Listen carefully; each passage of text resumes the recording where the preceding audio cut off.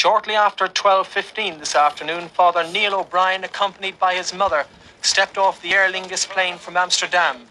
He was met on his arrival by Cardinal Tommaso Fee and the Minister of State at the Department of Foreign Affairs, Mr. Jim O'Keefe. One of his young nieces was among his many family and friends on the tarmac to greet him. Father O'Brien had a special word of welcome for Bishop Eamon Casey of Galway, who visited him during his imprisonment in the Philippines. Then, amid the hustle and bustle, Father O'Brien posed for a photograph with Cardinal O'Fee many times in the jail in Bacolod. After the brief welcoming ceremony was over at the foot of the plane, Father O'Brien walked towards the airport building to greet some of the many supporters who had come to welcome him. There he had a few words of thanks for them. For the first time in my life, words have failed me. Oh, no fuckily galer imhaas ma biawer. Few words written. I want to say, words cannot express the depth of my joy and gratitude at this time. Joy to be with you again, and gratitude for that most extraordinary outpouring of prayer and action, sacrifice and demonstrations which I and my 8 companions received from you. As he left the airport to make his way to the Mansion House in Dublin, there were more words of welcome. At Whitehall Church, there was a crowd of over 500 people there to greet him, and he was welcomed by the local parish priest.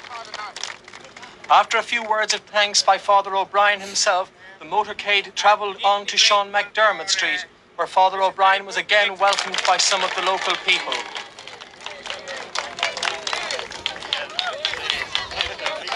The final stop of the afternoon was for a reception at the Mansion House.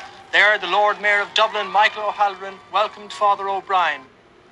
The Mayor then presented him with an oak sapling decked out in yellow on behalf of the people of Dublin.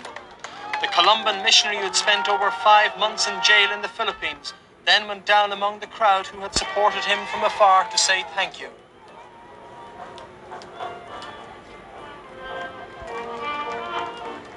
Thank you very much. Earlier at Dublin Airport, I asked him for his reaction to the welcome he had received. Oh, Charlie, I'm overwhelmed, really. I mean, for me, in all honesty, I know I don't deserve this sort of a welcome. But I worked it out in my mind that this really, what the people are doing is expressing their love for me and their love also for an awful lot of people who are working silently in other places, in leprosariums or in hospitals or where have you throughout the world. And their uncles, their nephews, their aunties. And I suppose I've become a sort of symbol of them. And I'm on behalf of those people, I'm deeply grateful. What is your feeling about basically being exiled from the Philippines now? I'm saddened. I'm deeply saddened. I suppose the edge is taken off the sadness by the great joy of being at home and the terrific welcome I've got.